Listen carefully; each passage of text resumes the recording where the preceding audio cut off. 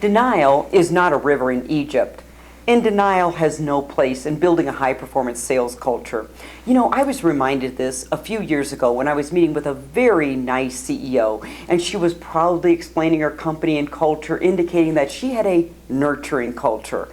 But as I listened more in the conversation, I realized she didn't have a nurturing culture, she had a caretaking culture.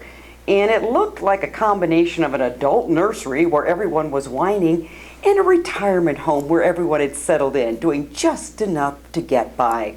This well-intentioned, nice CEO was in denial, and it was affecting growth.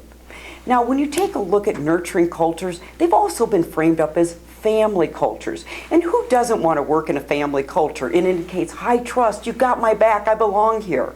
However, often these cultures can be missing one attribute, and that attribute is accountability, each and every day to be successful.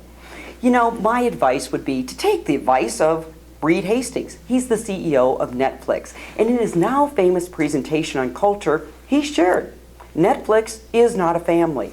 We are a team, and it makes great business and sales success for a few reasons. Number one, you can't fire family. Anyone know of a sibling that's still on the parents' payroll? Number two, team. And by the definition of team, it means we are working towards a common goal, often setting aside our individual interests and needs. It means you have a we're hitting quota culture rather than a I'm hitting quota culture. And third, team means that we love you, we're glad you're here, but you need to earn your seat on the proverbial sales bus every year.